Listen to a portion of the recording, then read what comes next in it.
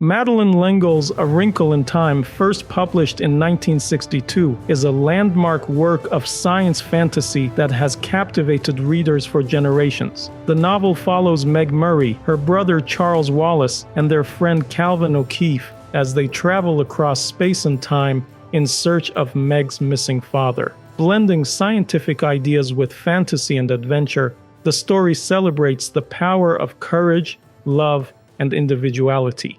L'Engle's literary style combines imaginative world-building with philosophical and spiritual themes, creating a story that is both exciting and thought-provoking. The novel explores themes of good versus evil, love, family, courage, identity, conformity, and the triumph of hope over fear. Its enduring message reminds readers that compassion, self-acceptance, and the willingness to stand against darkness are among humanity's greatest strengths.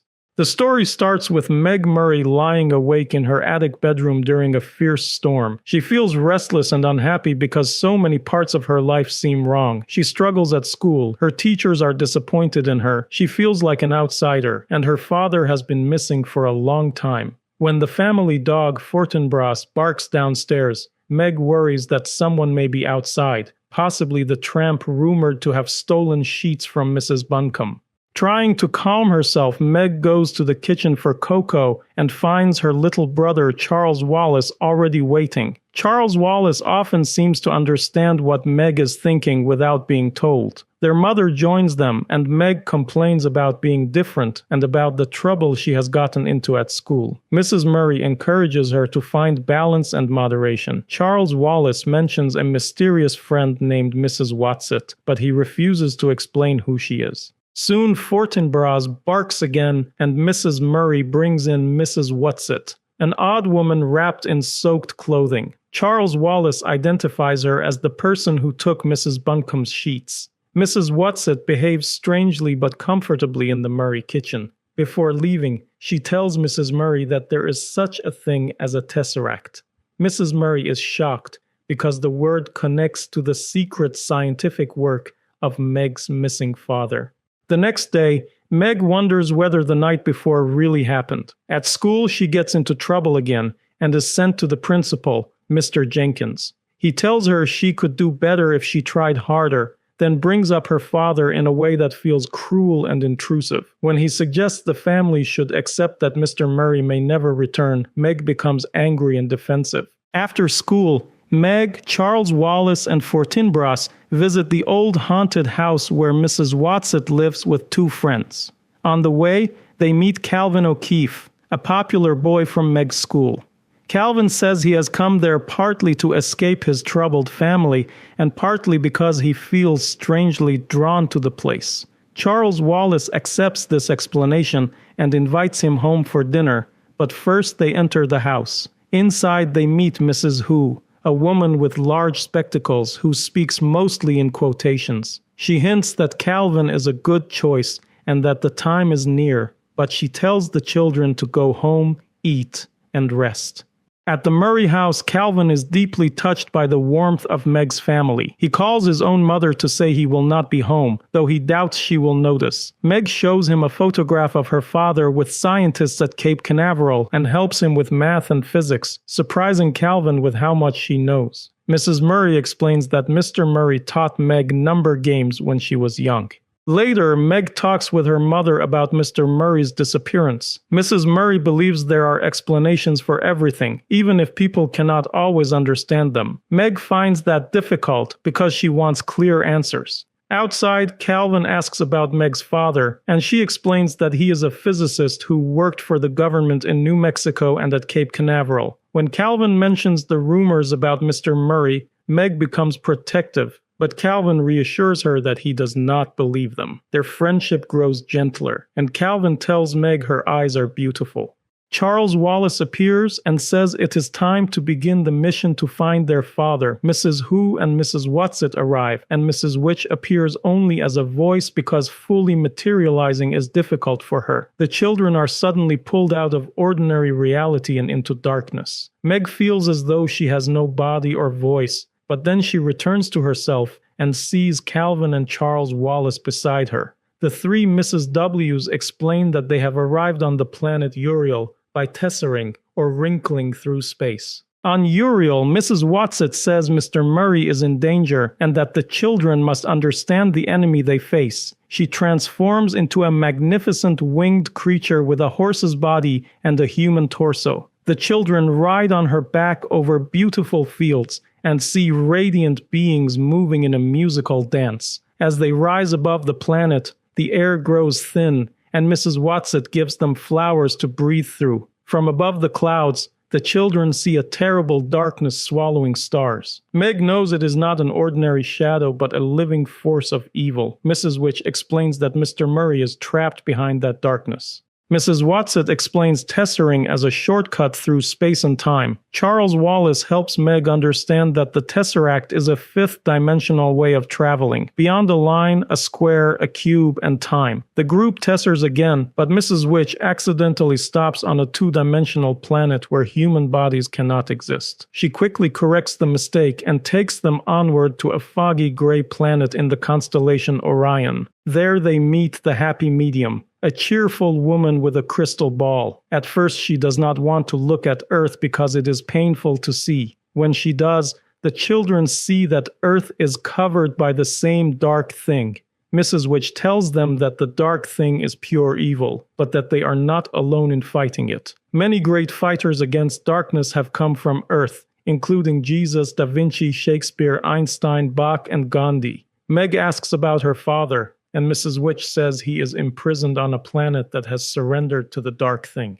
The happy medium shows them a star sacrificing itself in battle against the darkness. Charles Wallace realizes Mrs. Watson was once such a star and gave up that life to fight evil. Before they leave, the happy medium tries to show them something comforting. Calvin's mother appears angrily punishing a child, while Mrs. Murry appears writing her daily letter to her husband. Meg is moved by the sight of her mother.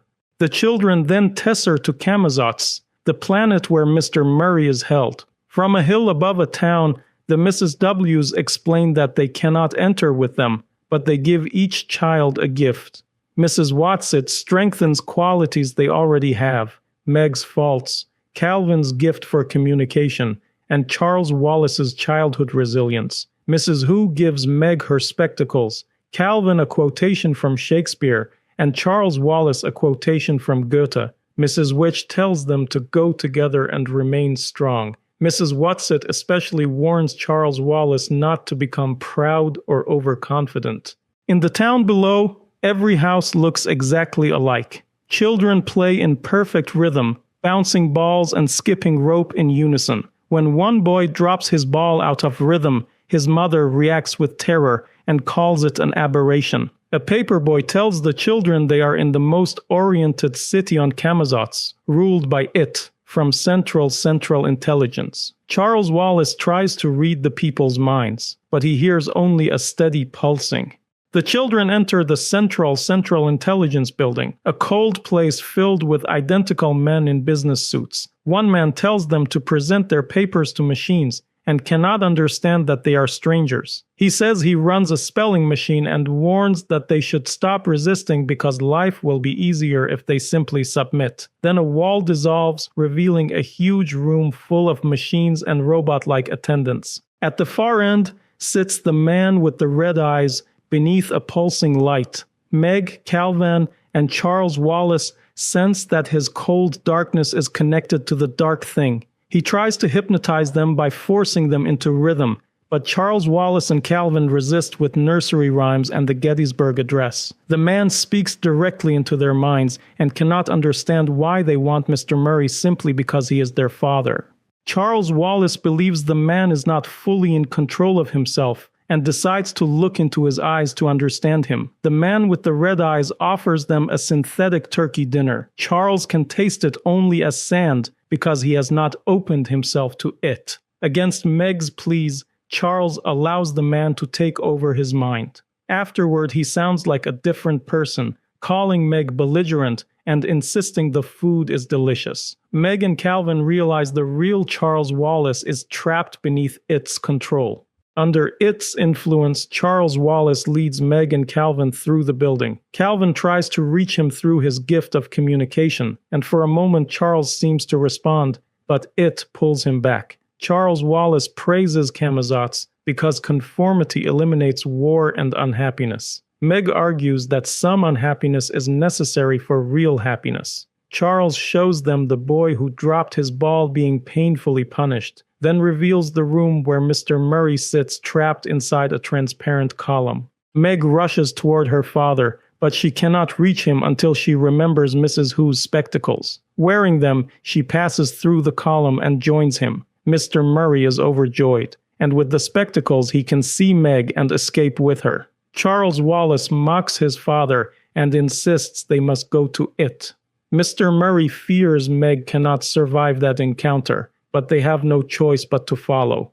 They enter a domed building filled with a pulsing rhythm that tries to control their hearts and minds. At the center is it, a huge living brain. Meg tries to resist by reciting the Declaration of Independence, the periodic table, and irrational square roots. But it begins to overpower her. Calvin shouts for them to tesser, and Mr. Murry grabs Meg as they escape through the terrible darkness. Meg wakes on the planet Ixchel, frozen and unable to move or speak. She hears Calvin and her father talking and learns that Mr. Murry never meant to reach Camazotz. He had been part of an experiment to tesser to Mars. Meg finally regains enough movement to speak, but she is furious when she learns they left Charles Wallace behind. She blames her father for not fixing everything, and he admits that he is only human, not a miracle worker. Strange, gentle creatures with 4 arms and tentacles approach. Calvin introduces himself and explains that Meg is badly hurt. At first, Meg is frightened, but one creature touches her with warmth and takes her to be healed. These beings have no eyes, yet they understand deeply. Meg names one of them Ant Beast. Ant Beast cares for Meg, feeds her, clothes her in fur, and sings to her until she feels safe. Meg learns that Ixchel is another world fighting the dark thing. When Meg returns to her father and Calvin, she asks whether they have summoned the Mrs. W's. She tries to describe them to Ant Beast, then realizes she must think about who they are rather than how they look. Her effort calls them, and Mrs. Whatsit, Mrs. Who, and Mrs. Which arrive.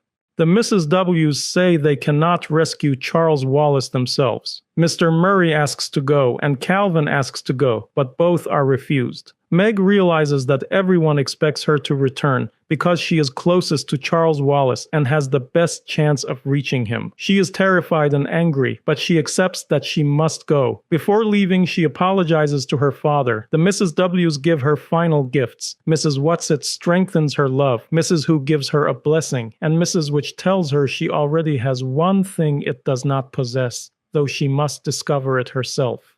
Meg tessers back to Camazotz and enters the domed building. Charles Wallace is there beside it, still under its power. Meg searches for the weapon Mrs. Which means. She realizes it cannot be anger, hatred, or resistance because it has those too. When Charles Wallace says Mrs. Whatsit hates her, Meg suddenly understands that what it lacks is love. She cannot love it, but she can love Charles Wallace. She calls to him with all the love she has, and that love frees him. He runs into her arms, and together they tesser through the darkness. Meg and Charles Wallace return to Earth, where Calvin and Mr. Murry are already waiting. The family reunites joyfully with Mrs. Murry. The 3 Mrs. W's appear only briefly to say goodbye before leaving for another mission. Mrs. Whatsit begins to explain where they are going next, but a gust of wind carries them away before she can finish.